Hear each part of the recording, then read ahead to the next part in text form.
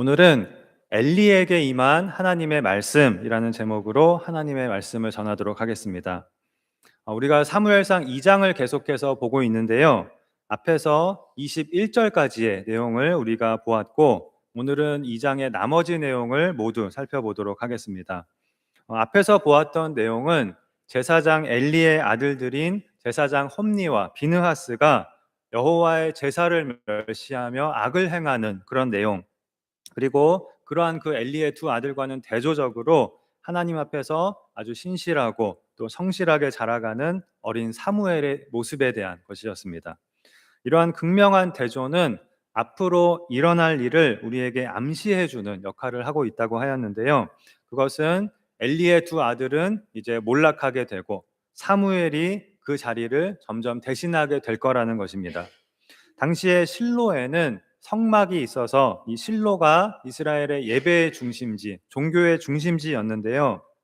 사사시대인 당시에는 이스라엘 전체의 지도자가 없는 때였기 때문에 이 실로의 대제사장인 엘리가 아마도 가장 유력하고 영향력 있는 이스라엘의 영적 지도자였을 것입니다. 그리고 그 지위는 자연히 엘리의 두 아들에게로 이어지도록 되어 있었습니다.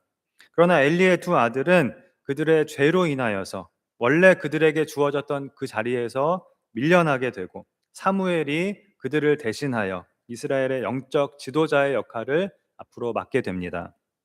오늘 본문은 바로 그 일의 시작이 되는 그런 사건을 기록하고 있는데요. 하나님께서 제사장 엘리의 집에 심판을 내리실 것이라고 선언을 하신 그런 사건입니다. 27절에 보면 오늘 본문은 하나님의 사람이 엘리에게 와서 그에게 이르되 라는 이러한 말로 시작을 하고 있는데요. 누군지 밝히고 있지는 않지만 하나님께서 보내신 어떤 선지자가 엘리에게 와서 하나님께서 하시는 말씀을 엘리에게 전한 것입니다. 어떤 말씀이었냐면요.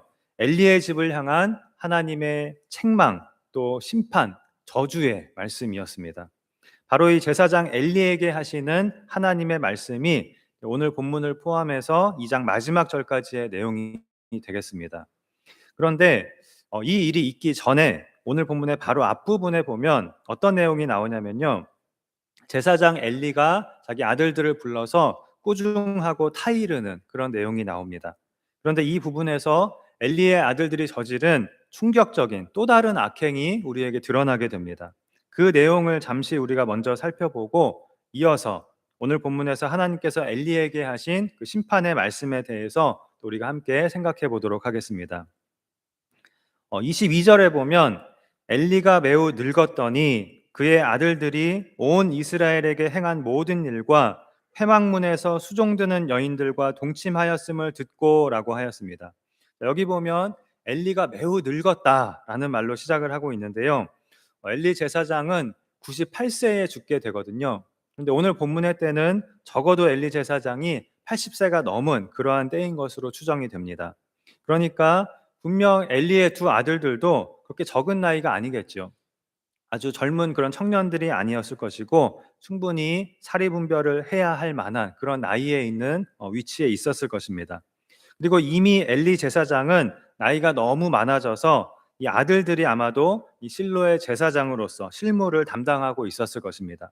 그런데 우리가 앞에서 본 대로 엘리의 아들들은 제사의 규례를 무시하고 또 백성들이 하나님께 바치는 제물을 부당하게 자신들이 갈취하면서 자신들의 탐욕을 채우고 있었습니다. 그런데 이들은 이것을 부끄러워하지도 않았고 그러한 악을 드러내놓고 뻔뻔하게 행하였기 때문에 온 이스라엘이 이들의 악행을 너무나도 잘 알고 있었습니다. 그래서 이들이 행하는 악행이 아버지인 엘리 제사장의 귀에 날마다 끊임없이 들려오고 있었습니다. 그런데 이들의 죄는 우리가 앞에서 본 것이 전부가 아니었습니다. 심지어 이들은 회막문에서 수종드는 여인들과 동침하기까지 하였습니다. 회막은 성막을 말하지요. 구약 시대의 예배의 장소인 이 성막을 다른 말로 회막이라고 부르기도 한다고 하였습니다. 그 성막 문에서 회막 문에서 수종드는 여인들이란 성막에서 행해지는 여러 가지 일들을 돕는 역할을 하는 여인들을 말합니다. 즉 성막에서 제사장을 도와 이 제사의 일을 돕는 그런 여인들입니다. 주로 이들은 이 성전의 기구들을 씻는 일과 또 음식을 만드는 그런 일을 하였는데요.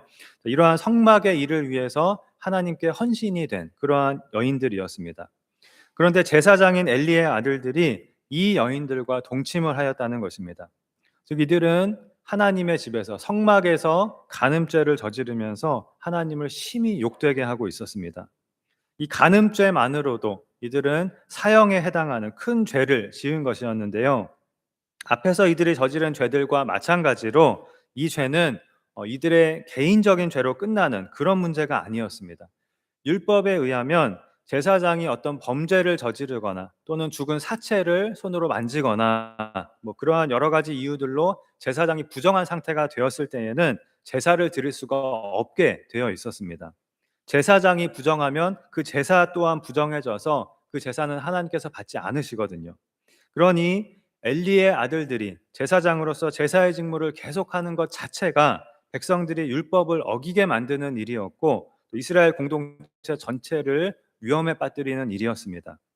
그러한 심각한 죄를 이 엘리의 아들들은 저지르고 있었던 것입니다. 그리고 그로 인한 백성들의 원성을 엘리 제사장은 날마다 백성들로부터 듣고 있었습니다. 그러니 이 엘리 제사장도 얼마나 난처하고 또 기가 막혔겠습니까?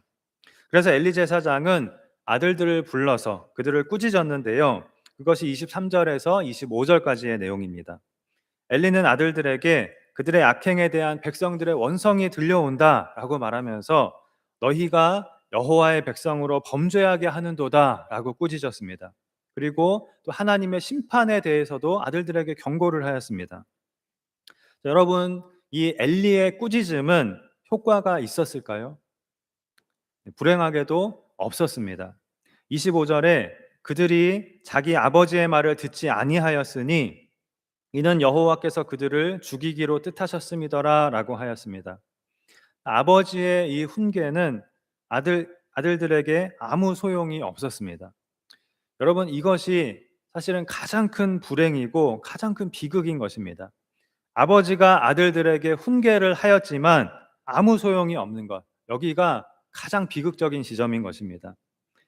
우리는 어떻습니까? 이것이 우리가 오늘 우리 스스로를 돌아보아야 할 부분입니다.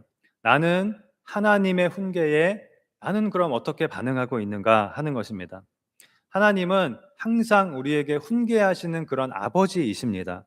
그런데 그 아버지의 훈계에 나는 어떻게 반응하고 있는가 하는 것입니다. 만일 우리가 엘리의 아들들과 같이 반응하고 있다면 아버지의 말을 듣지 아니하고 있다면 그보다 더 불행하고 비극적인 일은 우리에게 없는 것입니다. 그런데 더 심각한 문제가 있습니다. 만일 우리가 그러한 상태에 있다면 내가 그러한 상태에 있다는 것조차 깨닫지를 못할 거라는 것입니다. 내가 바로 이 엘리의 아들들과 같은 상태에 있는데 나는 훌륭한 아들이라고 스스로 착각을 하고 오히려 다른 아들들만 계속해서 흉을 보는 것입니다. 우리가 그렇게 아둔하고 참 우둔한 것입니다. 그러므로 우리가 우리의 죄를 깨닫게 하시는 성령님의 은혜를 구하면서 내가 지금 어떠한 상태에 있는지를 정말 솔직하게 자세히 들여다보고 하나님의 훈계에 올바로 반응하고 죄에서 돌아설 수 있는 그러한 은혜를 꼭 주시라고 우리가 하나님께 구해야 하겠습니다. 이것이 정말 중요합니다. 많은 사람들이 하나님의 훈계 앞에서 그 귀한 은혜와 축복 앞에서 축복의 길로 나아가지 못하고 교만해져서 높아져서 계속해서 잘못된 길로 나아가는 그런 선택을 합니다. 결코 우리는 그런 치명적인 실수를, 그런 치명적인 잘못을 범하지 말아야 하겠습니다. 26절에 이러한 엘리의 아들들에 대한 내용에 이어서 아이 사무엘이 점점 자라매 여호와와 사람들에게 은총을 더욱 받더라라고 하였는데요. 엘리의 아들들의 악행과 이 또 그와는 대조적으로 하나님 앞에서 자라가는 이 사무엘의 모습을 다시 한번 앞에서보다 더 분명하고 더 극명하게 대조를 시키고 있습니다. 그리고 이어서 오늘 본문에 지금까지 있었던 일들의 필연적인 결과로 하나님께서 제사장 엘리의 집에 심판을 선언하시는 내용이 나오게 되는데요. 우리가 본 대로 하나님께서 한 선지자를 제사장 엘리에게 보내셔서 엘리의 집에 대한 심판을 선언하시게 됩니다. 그런데 여러분, 잘못을 한 것은 엘리의 아들들인데 하나님은 왜 엘리의 아들들만이 아니라 엘리의 집에, 즉 엘리와 엘리의 아들들 모두에게 심판을 선언하신 것일까요? 그것을 지금부터 우리가 살펴보도록 하겠습니다. 먼저 하나님은 과거에 이스라엘이 출애굽할 그 당시까지 거슬러 올라가서 너희가 아직 애굽에 있을 때에 내가 너희의 조상에게 나타나서 이스라엘 모든 지파 중에 너희 가문을 택하여 제사장 가문으로 내가 만들어주지 않았느냐라고 하시면서 이 엘리의 집이 하나님의 특별한 은혜를 받았음을 말씀하셨습니다. 그것이 27절과 28절입니다. 내가 너희 집에 특별한 은혜를 주어서 너희를 모두 제사장으로 삼아 주었다라는 것입니다.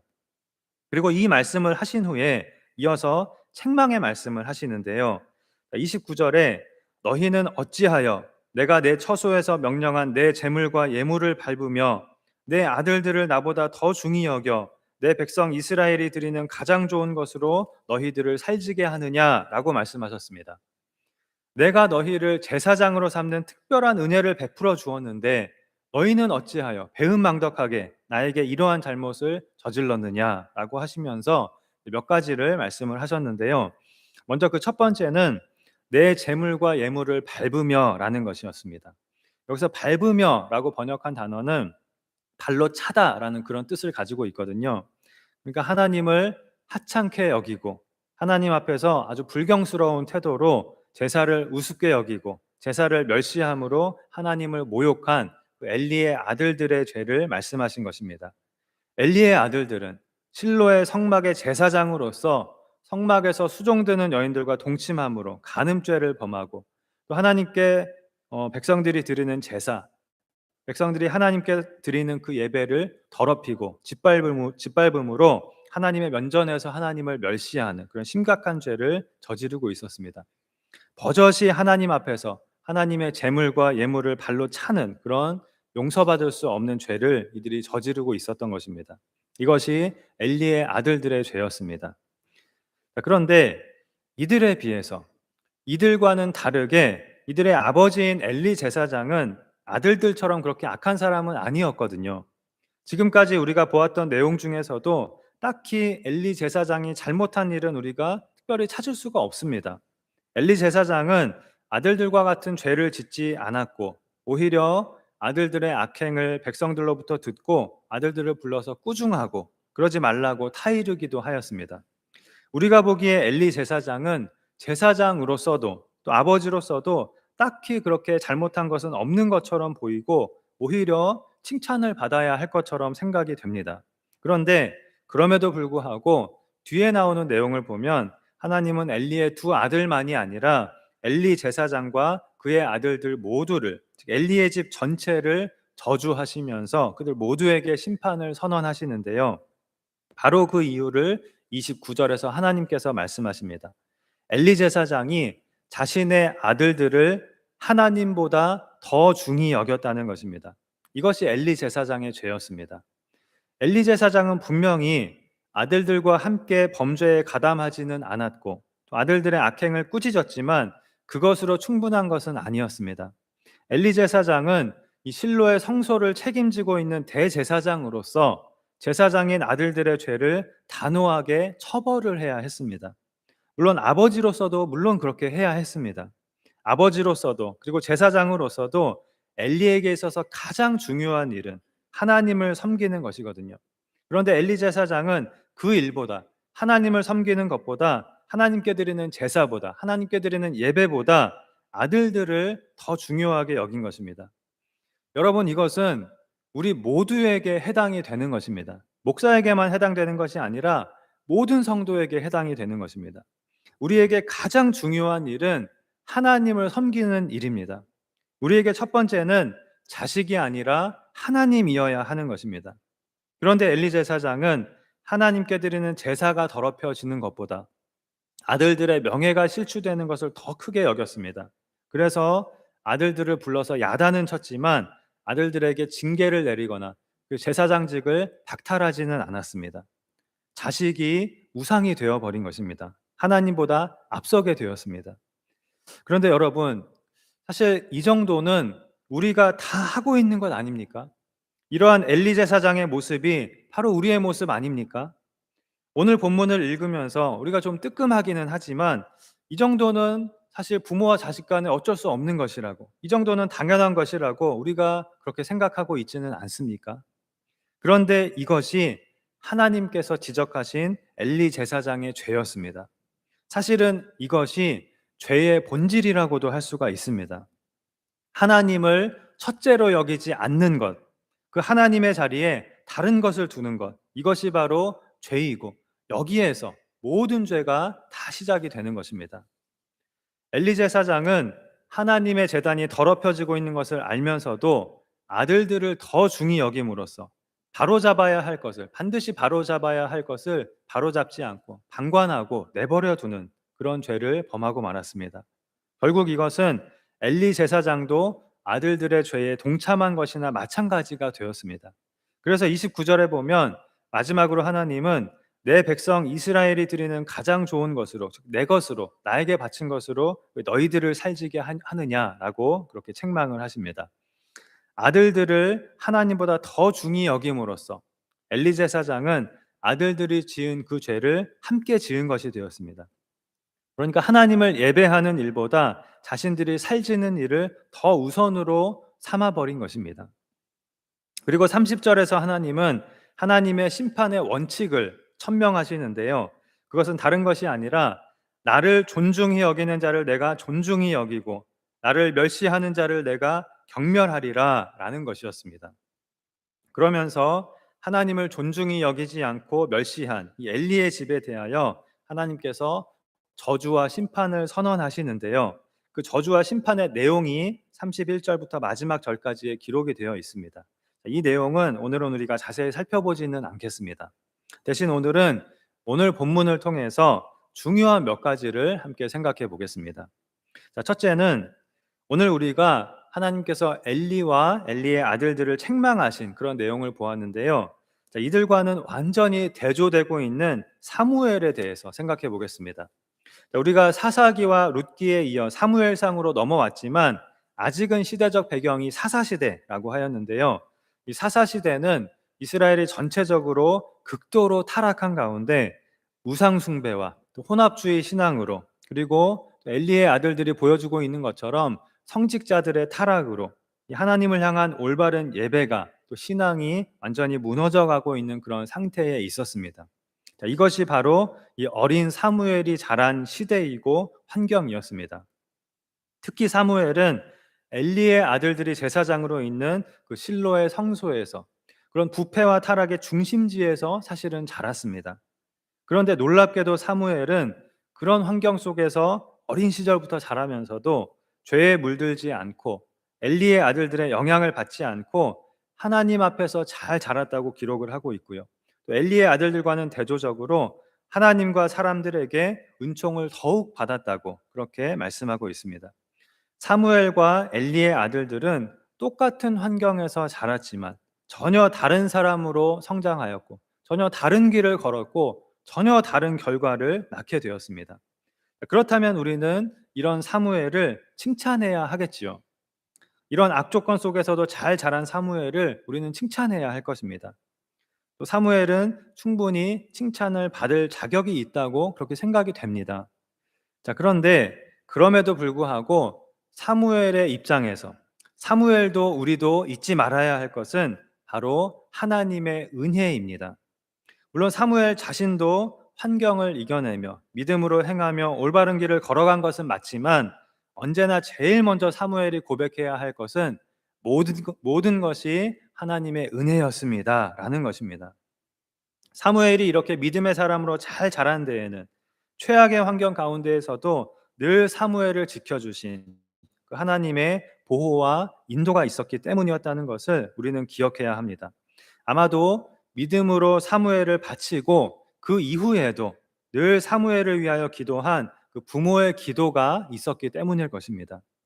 하나님께서 사무엘을 위한 그 부모의 간절한 기도를 들으시고 사무엘에게 믿음도 주시고 또 지혜도 주시고 겸손함도 주시고 온유함도 주시고 또 정직함도 주시고 하나님의 말씀에 순종하는 사람으로 세워가시면서 이렇게 하나님 앞에서 잘 자라게 하신 것입니다. 이러한 하나님의 은혜가 있었기에 사무엘은 엘리의 아들들과 똑같은 환경에서도 전혀 다른 사람으로 자랄 수가 있었습니다. 여러분, 이것이 우리에게 얼마나 큰 소망과 또 위로가 되는지 모릅니다. 저는 결혼을 하고 또 아이를 낳기 전부터도 그런 걱정을 좀 많이 했습니다. 우리가 사는 이 세상이 어떠한 방향으로 나아가고 있고 또 얼마나 빠른 속도로 급속도로 타락해 가고 있는지를 알기 때문에 아직 아이가 태어나지도 않았을 때부터 저는 만일 나에게 아이가 태어나면 자식이 태어나면 어떻게 이 험악한 세상에서 내 아이를 죄에 물들지 않게 키울 수 있을까? 세상의 가치관에 물들지 않게 키울 수 있을까? 아이가 자랄수록 이 세상의 영향을 많이 받게 될 텐데 학교에 가면 이 세상의 가치관에 물들게 될 텐데 이런 걱정이 많이 되더라고요. 그런데 참 감사하게도 내가 할 수 있는 것은 너무나 적고 제한적인데 제 아이가 어린 시절을 보내는 동안 그래도 계속해서 좋은 선생님들도 만나고 좋은 친구들도 만나고 또 좋은 가족들의 돌봄 속에서 이렇게 건강하게 잘 자란 것을 보면서 참 감사한 마음이 들더라고요. 정말 내가 할 수 있는 것은 너무나 없는데 하나님의 은혜가 너무 크다 이런 생각이 들었습니다. 자, 그런데 그렇다고 우리가 자식을 키우면서 걱정을 안 할 수 있겠습니까? 아이가 어렸을 때는 좀 나은데요. 이제 아이가 초등학교 고학년이 되고 또 중학생이 되면 완전히 다른 세상에 아이가 놓여지게 됩니다. 완전히 차원이 달라지게 됩니다. 우리 아이들이 갑자기 이 세상의 영향을 더 크게, 더 급속도로 받는 그런 환경에 무방비 상태로 놓여지게 됩니다.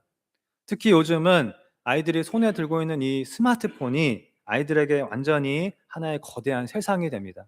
살아가는 세상입니다. 그리고 아이들의 마음속이 이 세상의 것들로 가득 채워지기가 너무나도 쉽고 하나님이 들어갈 자리가 너무나 없습니다. 아마 많은 부모님들이 느끼고 계시겠지만 우리가 자녀들을 믿음으로 양육하고 또 믿음의 사람으로 자라게 하기가 너무나 어려운 시대를, 그런 영적인 싸움이 너무나 치열한 시대를 우리는 지금 살아가고 있습니다. 그런데 여기에 더해서 내가 할 수 있는 일이 너무나 없다, 자신이 없다, 너무나 나는 무력하다라고 느낄 때가 저는 참 많습니다. 여러분은 어떠실지 모르겠는데 저는 참 그런 걸 많이 느낍니다. 그런데 감사하게도 우리는 바로 이 사무엘을 보면서 하나님께서 주시는 소망과 위로를 얻게 됩니다. 사무엘은 태어날 때부터 죄악과 부패가 만연한 시대에 태어났고 또 게다가 어렸을 때부터 부모의 손을 떠나 죄악의 중심지에서 죄악된 환경 가운데서 자랐습니다. 그러나 하나님께서 사무엘을 지켜주시고 보호해 주시고 믿음의 사람으로, 하나님의 사람으로 자라가도록 은혜를 베풀어 주셨습니다. 바로 이러한 하나님의 은혜가 있다는 것이 우리에게 소망이 되고 위안이 되는 것입니다. 우리의 자녀들이 어떤 환경 속에서 자라고 있든지, 우리가 어떠한 환경과 상황에 처해 있든지 결국 모든 것은 환경에 달려 있는 것이 아니라, 환경에 의해 결정되는 것이 아니라 하나님의 손에 달려 있는 것입니다. 자, 이것이 우리가 자녀들을 위해서 끊임없이 기도해야 하는 이유이고, 우리가 무슨 일을 하든지 기도로 하나님의 은혜를 간구해야 하는 중요한 이유인 것입니다. 그래서 첫 번째는 우리는 모든 일 앞에서 하나님의 은혜를 구해야 한다 하는 것이었고요. 다음으로 두 번째로 우리가 생각해 볼 것은 우리는 자녀를 위해서 기도만 하면 되는 것이 아니라 적극적으로 자녀에게 신앙교육을 시켜야 한다는 것입니다. 자, 성경의 아주 중요한 원칙이지요. 언제나 우리가 기억해야 할 것은 첫째, 하나님의 은혜를 구하되 둘째, 내가 할 일은 최선을 다해서 하는 것입니다. 이 두 가지를 다 해야 하는 것입니다. 자녀를 위해서 기도만 하고 자녀를 훈계하거나 가르치지는 않으면서 그냥 하나님이 알아서 잘 자라게 해주시겠지 하고 바라서는 안 된다는 것입니다. 우리가 제사장 엘리에게서 그러한 교훈을 얻게 됩니다. 엘리는 제사장이었고 또 그 제사장 직분은 자식에게로 대대로 이어지게 되어 있었지만 부모의 신앙이 저절로 자식에게 물려지는 것은 아니었습니다. 자식의 신앙을 위해 하나님의 은혜를 구하는 것에 더해 부모의 적극적이고 철저한 신앙 교육이 있어야만 하는 것입니다. 그런데 엘리는 바로 이 부분에서 큰 잘못을 하였습니다. 엘리가 아들들에게 가르쳤어야 하는 것은 바로 하나님을 중히 여기는 것이었습니다. 하나님을 첫 번째로 여기게 하는 것이었습니다. 그것을 가르치기 위해서는 하나님 앞에서 큰 죄를 범하고 있는 아들들을 단호하게 혼내고 처벌을 했어야 하는데 엘리는 그렇게 하지 못하였습니다. 하나님보다 자식을 더 중히 여김으로 자식이 우상이 되어 버린 것입니다. 이것이 바로 엘리가 아들들에게 가르친 것이었습니다. 물론 오늘 본문의 때는 엘리가 무려 80세가 넘은 그런 노인이었기 때문에 이 다 큰 어른인 이 아들들을 강하게 훈육하고 징계하기에는 아마 이미 역부족인 상태가 되었을 것입니다. 엘리의 아들들도 이렇게 나이가 많아진 아버지를 우습게 알고 아버지의 말을 귓등으로도 듣지 않았을 것입니다. 그래서 이러한 엘리 제사장이 좀 안쓰럽기도 합니다. 그러나 이것은 엘리가 젊었을 때부터, 엘리의 아들들이 아주 어렸을 때부터 아들들을 엄하게 가르치고 교육시키지 않은 것의 결과라고 할 수가 있습니다. 결국 오랜 세월 동안 엘리는 하나님보다 자식을 중히 여기는 삶을 살면서 바로 그것을 자식들에게 가르친 것이 되었고, 그렇기 때문에 엘리의 아들들이 이렇게 자라서 그들이 저지른 이러한 죄에는 엘리의 책임도 분명히 있는 것이었습니다. 그래서 하나님은 엘리의 아들들만이 아니라 엘리에게도 책망을 하시고 엘리의 집 전체에 심판을 선언하신 것입니다. 우리가 오늘 기억해야 할 것은 우리는 그 무엇보다 하나님을 중히 여기는 그런 삶을 살아야 하고, 또 그것을 제일 먼저 가장 중요하게 우리 자녀들에게 가르쳐야 한다는 것입니다. 이것이 우리가 남겨야 할 가장 중요한 유산인 것입니다. 나를 존중히 여기는 자를 내가 존중히 여기고 나를 멸시하는 자를 내가 경멸하리라 라고 하신 하나님의 말씀을 우리가 기억하고 하나님을 존중히 여기는 삶을 우리가 살아감으로 우리의 가정이 하나님을 존중히 여기는 가정이 되게 하는 이 일에 우리가 꼭 힘써야 하겠습니다. 자, 마지막으로 우리가 오늘 생각해 볼 것은 오늘 본문 30절에서 하나님께서 하신 말씀인데요. 하나님께서 엘리에게 내가 전에 내 집과 내 조상의 집이 내 앞에 영원히 행하리라 하였으나 이제 나 여호와가 말하노니 결단코 그렇게 하지 아니하리라 라고 말씀하신 것입니다. 그러면서 하나님은 나를 존중히 여기는 자를 내가 존중히 여기고 나를 멸시하는 자를 내가 경멸하리라 라고 말씀하셨습니다. 우리가 하나님께서 엘리에게 하신 이 말씀을 생각해 보아야 하는 이유는요, 사실은 우리가 다 이 엘리와 같고 엘리의 아들들과 같기 때문입니다. 여러분 안 그러십니까? 솔직히 말하면 우리는 다 엘리처럼 살고 있습니다. 뿐만 아니라 엘리의 아들들처럼 우리가 다 살고 있습니다. 우리가 바로 엘리이고 엘리의 아들들인 것입니다. 하나님보다 자식을 더 중히 여기고 돈을 더 중히 여기고 다른 것을 더 중히 여기고 우리가 살아가고 있고요. 하나님을 예배하는 일보다 다른 일을 더 중히 여기고 하나님 앞에서 버젓이 예배를 멸시하고 하나님을 멸시하며 버젓이 죄를 짓고 있는 것이 바로 우리인 것입니다. 다시 말하면 하나님께서 엘리에게 하신 이 심판의 말씀을 지금 당장 우리에게 하셔도 할 말이 없다는 것입니다. 이상한 일이 아닙니다. 그렇다면 여러분, 만일 우리가 엘리와 같이 하나님으로부터 이런 심판의 선언을 듣게 된다면, 지금 우리가 하나님으로부터 저주의 선언을 듣게 된다면 우리가 할 일은 무엇일까요? 우리가 할 수 있는 일은, 또 우리가 해야 할 일은 무엇일까요? 나는 끝났어. 나는 결국 엘리와 같이 되는구나. 나는 엘리의 아들들과 같이 되는구나. 이렇게 체념하는 것일까요? 여러분은 그렇게 하시겠습니까? 아니면 회개하며 하나님의 은혜를 구하고 지금부터라도 하나님을 존중히 여기시겠습니까? 우리가 할 일은, 우리가 해야 할 일은 회개하며 하나님의 은혜를 구하는 것, 그리고 지금부터라도 하나님을 존중히 여기는 삶을 사는 것입니다. 하나님께서 우리에게 원하시는 것도 분명 그것일 것입니다. 그렇지 않다면 굳이 하나님께서 선지자를 엘리에게 보내셔서 이런 말씀을 하지 않으셨겠지요. 그냥 바로 심판하시면 되지 않습니까? 그런데 왜 하나님은 선지자를 엘리에게 보내셔서 나를 존중히 여기는 자를 내가 존중할 것이고 나를 멸시하는 자를 내가 경멸하리라라고 말씀하신 것일까요? 너는 돌이켜 나를 존중히 여기라. 이렇게 엘리에게 말씀하고 계신 것이 아닐까요? 그래서 우리가 다시 한번 이 30절의 하나님의 말씀에 대해서 생각해 보고자 하는데요. 자, 하나님은 내가 전에 너의 조상에게 제사장 직분을 주면서 그의 가문에 영원한 제사장 직분을 내가 약속을 하였으나 이제는 그렇게 하지 않겠다라고 말씀을 하셨습니다. 하나님께서 오래전 하신 그 약속을 바꾸시겠다는 것입니다. 너의 가문에게 영원히 주겠다고 하였던 그 제사장직을 내가 이제는 마음을 바꾸었다. 거두어 드리겠다라는 것입니다. 자, 그렇다면 여러분 이 말을 우리가 바꾸어서 생각을 하면 하나님께서 한 번 약속하신 것을 바꾸어서 이렇게 번복을 하셨다면 반대로 또 바꾸실 수도 있다는 것을 의미하게 됩니다. 자, 물론 하나님은 이랬다 저랬다 말을 막 바꾸시는 그런 분이 아니십니다. 시건을 하지 않으시는 분이십니다. 말씀하신 것을 반드시 행하시고 약속하신 것을 반드시 지키시는 하나님이십니다. 성경이 그런 하나님을 우리에게 가르쳐 주고 있습니다. 그것을 우리가 의심할 필요는 없습니다. 다만 만일 하나님께서 오늘 우리에게 엘리에게 하신 것과 같이 왜 너는 나를 존중히 여기지 않느냐라고 책망하시면서 심판과 저주를 선언하신다면 우리가 할 일은 하나님은 한 번 하신 말씀은 절대로 바꾸지 않으시는 분이시니까 나는 끝났어. 나는 저주와 심판을 받을 거야. 이렇게 체념하는 것이 아니라 하나님께 회개로 나아가는 것이라는 것입니다.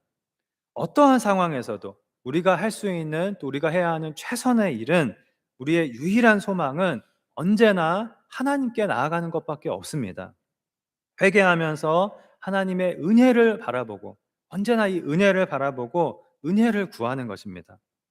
물론 하나님 편에서는 거짓말을 하지 않으시고 말씀하신 것을 반드시 지키시고 약속을 반드시 지키시는 이런 하나님 편에서는 이미 말씀하셨다고 해도 이미 확실히 마음을 정하셨다고 해도 이미 결정하셨다고 해도 변하지 않으실 거라고 해도 그것과는 별개로 우리 입장에서는 회개하며 은혜를 구하며 하나님께로 나아가는 것이 그리고 이제부터라도 하나님을 존중히 여기는 것이 언제나 우리 편에서는 우리가 할 일인 것입니다. 하나님은 시건치 않으시고 한 번 말씀하신 것은 반드시 행하는 하나님이시지만 또한 동시에 하나님은 우리가 회개할 때 내리셨던 저주를 돌이키시는 하나님이시기도 한 것입니다. 우리의 생각으로는 이 두 가지가 양립할 수 없지만 하나님에게는 가능합니다. 하나님은 죄악이 관영한 도시 니느웨의 심판을 멸망을 선포하신 하나님이시지만 또한 니느웨 백성들이 진심으로 회개할 때에 말씀하신 것을 돌이키시고 심판을 거두어 들이신 하나님이시기도 한 것입니다. 두 분이 같은 하나님이십니다. 하나님은 죄를 반드시 심판하시는 공의의 하나님이시기도 하지만 또한 독생자 예수님을 보내사 반드시 죽어야 할 우리를 구원하시고 자녀로 삼아주시는 사랑의 하나님이시기도 한 것입니다. 사무엘상 2장의 내용은 엘리의 집의 죄를 보여주고 그로 인해 하나님께서 엘리의 집의 저주와 심판을 선언하신 것입니다. 그래서 이 부분에 우리가 제목을 붙인다면 엘리의 집에 내린 하나님의 저주, 엘리의 집에 내린 하나님의 심판이 될 것입니다. 그러나 제가 일부러 오늘 말씀의 제목을 엘리에게 임한 하나님의 저주 또는 엘리에게 임한 하나님의 심판이라고 하지 않고 엘리에게 임한 하나님의 말씀이라고 정하였습니다. 그 이유는 오늘 본문에서 하나님께서 말씀하신 것처럼 엘리의 집에 원래 은혜를 내리시고 축복하셨던 하나님께서 마음을 돌이켜 저주와 심판을 선언하셨다면 반대로 저주하신 하나님께서 다시 돌이켜 축복하시는 일도 가능하기 때문에 우리는 하나님의 저주와 심판의 말씀을 절망과 체념으로 받아들이기보다는 죄에서 돌이키라는 그런 경고의 말씀으로 받아들이고 또 나에게 돌아오라는 사랑의 말씀으로 받아들이고 하나님의 은혜를 바라보며 회개로 하나님께로 나아가고 죄에서 돌이켜 하나님을 존중히 여기며 하나님께로 나아가야 하겠다 하는 것입니다. 그렇다고 우리가 하나님의 책망의 말씀을 가볍게 여기고 우습게 여기고 내가 아무리 잘못해도 하나님은 나에게 한없이 은혜를 베풀어 주실 거야, 이렇게 생각해서는 안 되겠습니다. 우리가 늘 잊지 말고 기억해야 할 것은 하나님께서 나를 위하여 독생자 예수님을 이 땅에 보내시고 십자가에 달려 죽게 하심으로 나를 하나님의 자녀로 삼아 주셨다는 것입니다.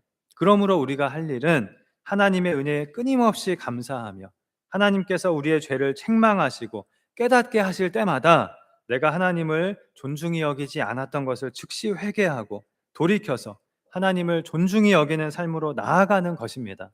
이것이 우리가 이 세상을 사는 동안 끊임없이 살아가야 하는 삶인 것입니다. 사랑하는 성도 여러분, 지금도 우리는 하나님을 존중히 여기지 않고 다른 것들을 더 중히 여기며 살고 있으면서도 어리석고 아둔하여서 그것을 다 깨닫지도 못하고 있습니다. 그러나 하나님은 은혜로우셔서 말씀을 통하여 또 성령을 통하여 우리의 죄를 깨닫게도 해주시고 또 우리의 죄를 책망하기도 하십니다. 그러므로 그렇게 하나님께서 우리의 죄를 책망하실 때, 하나님께서 깨닫게 하실 때 즉시 회개하며 돌이켜 하나님께로 나아가 하나님을 존중히 여기는 그런 복된 우리가 되어야 하겠습니다. 그럼으로써 하나님으로부터 존중히 여김을 받으며 또 하나님의 은혜와 축복을 끊임없이 받으며 하나님께 귀하게 쓰임을 받는 그런 우리 모두가 되고 우리 모든 가정들이 되기를 주님의 이름으로 축원합니다. 기도하시겠습니다. 하나님 아버지, 하나님께서는 독생자 예수님을 내어 주심으로 예수님의 보배로운 피로 우리를 구원하시고 자녀로 삼아 주시는 말할 수 없는 은혜와 사랑을 베풀어 주셨는데, 우리는 하나님을 존중히 여기지 않고 이 세상에서 다른 많은 것들을 하나님보다 더 중히 여기며 죄악 가운데 살아가고 있는 것을 불쌍히 여겨 주시고 용서하여 주시옵소서. 우리가 이 세상을 사는 동안 언제나 하나님을 첫째로 여기고 하나님을 존중히 여기는 삶을 살아가게 하여 주시고, 그러한 신앙을 우리의 자녀들에게 가르치고 물려주게 하여 주시옵소서. 그리하여 우리 모든 가정이 하나님을 기쁘시게 하는 가정, 하나님께 존중히 여김을 받는 가정, 하나님의 은혜와 축복을 넘치게 받는 가정, 또 하나님께 귀하게 쓰임을 받는 가정이 다 되게 하여 주시옵소서. 믿사오며 예수님의 이름으로 기도하옵나이다. 아멘.